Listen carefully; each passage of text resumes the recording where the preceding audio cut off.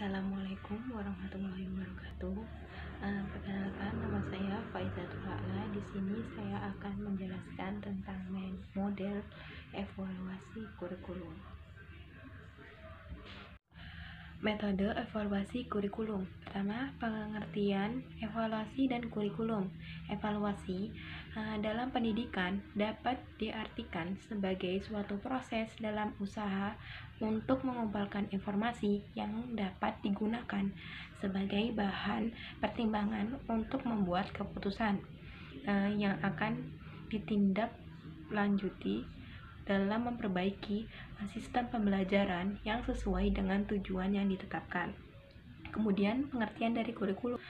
Kurikulum adalah rancangan pembelajaran yang berkaitan dengan proses dan pengembangan individu peserta didik. Kurikulum merupakan seperangkat rencana yang menjadi pedoman dan pegangan dalam proses pembelajaran. Jadi pengertian dari evaluasi kurikulum itu adalah penerapan prosedur ilmiah untuk mengumpulkan data yang valid dalam membuat keputusan tentang kurikulum yang akan berjalan atau sedang dijalankan. Selanjutnya yaitu implementasi dan evaluasi kurikulum. Dalam kurikulum itu terdapat perbedaan penekanan, yaitu perbedaan penekanan dalam kurikulum tersebut mengakibatkan perbedaan dalam pola rancangan dan dalam pengembangannya. Konsep pertama itu ada konsep kurikulum yang menekankan isi, memberikan perhatian pada analisis pengetahuan baru yang ada, dimana sangat mengutamakan peran diseminasinya.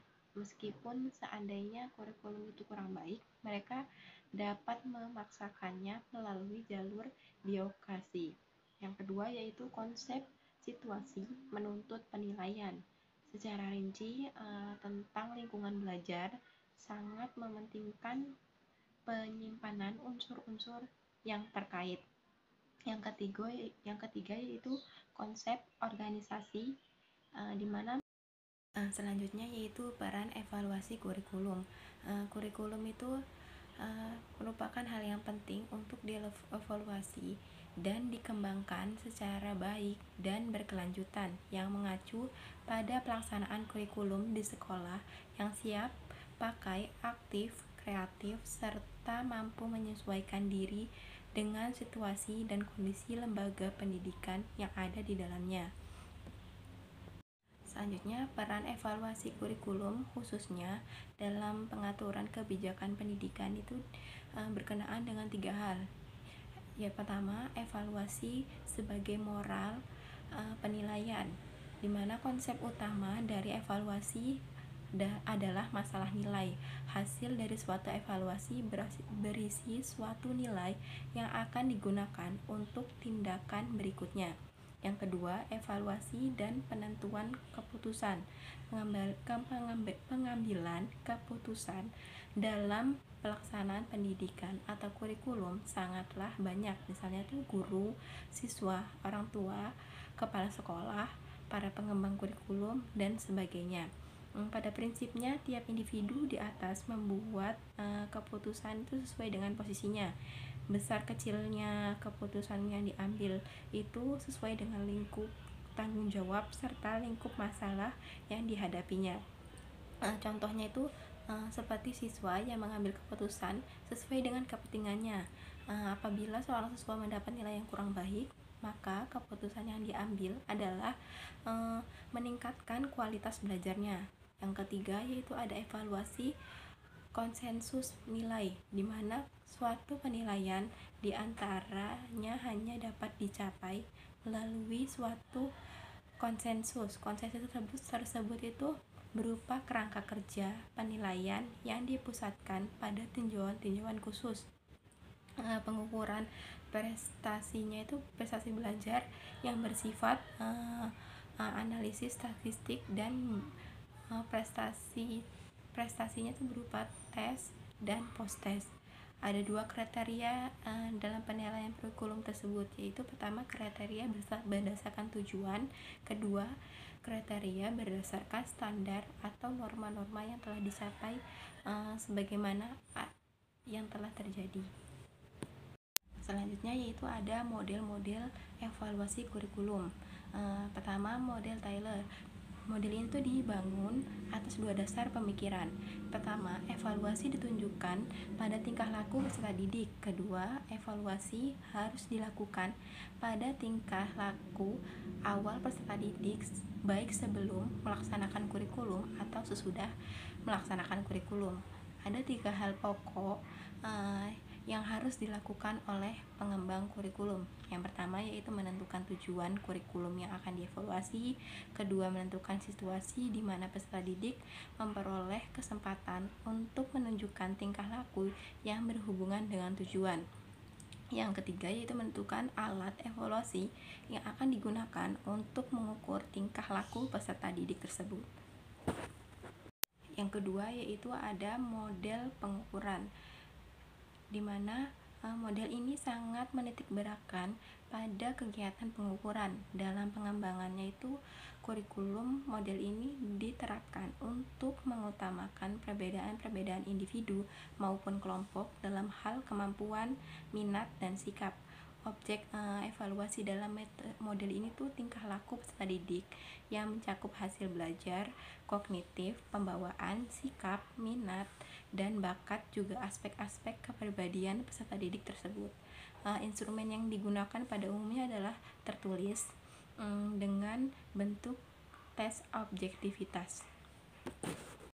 Yang ketiga ada model yang berorientasi pada tujuan, di mana model evaluasi ini menggunakan tujuan-tujuan tersebut sebagai bentuk keberhasilan. Model ini dianggap lebih praktis untuk mendesain pengembangan suatu kurikulum karena menentukan hasil yang diinginkan dengan rumusan yang akan diukurnya. Yang keempat, ada model kesesuaian. Model ini mengembangkan evaluasi sebagai suatu kegiatan untuk melihat kesesuaian antara tujuan dengan hasil belajar yang telah dicapai. Objek evaluasi dan tingkah laku peserta didik, yaitu perubahan tingkah laku yang diinginkan pada akhir kegiatan pendidikan. Teknik evaluasi ini meliputi tes dan non-tes.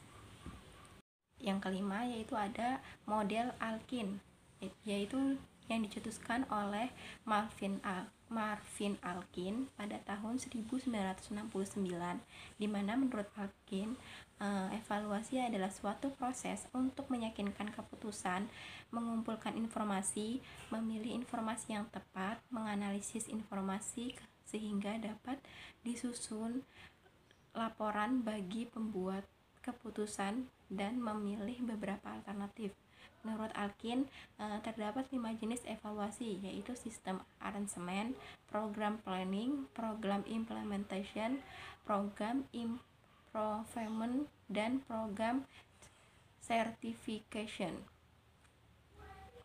Yang keenam ada model iluminatif, di mana model ini lebih menekankan pada evaluasi kognitif yang terbuka. Kegiatan evaluasi ini dihubungkan dengan lingkungan sekolah sebagai lingkungan material dan psikososial, di mana guru dan peserta didik dapat berinteraksi.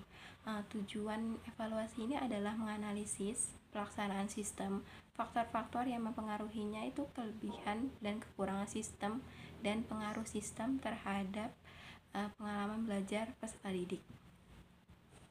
Selanjutnya yaitu model responsif. Model ini menetapkan pada pendekatan kuantitatif naturalistik, di mana langkah-langkah kegiatan evaluasi meliputi observasi, merekam hasil wawancara, mengumpulkan data, mengecek pengetahuan awal peserta didik, dan mengembangkan desain dan modal. Yang terakhir ada model studi kasus, di mana karakteristik dari model ini yaitu terfokus pada kegiatan kurikulum di sekolah, kelas, atau bahkan hanya kepada seorang kepala sekolah ataupun guru. tidak mempersoalkan pemilihan sampel. Hasil evaluasi hanya berlaku pada tempat evaluasi itu dilakukan. Tidak ada generalisasi hasil evaluasi.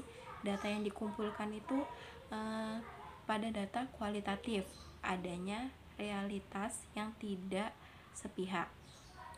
Baik, cukup sekian apa yang telah saya sampaikan. Kurang dan lebihnya saya mohon maaf. Wabillahi taufiq wal hidayah. Wassalamualaikum warahmatullahi wabarakatuh.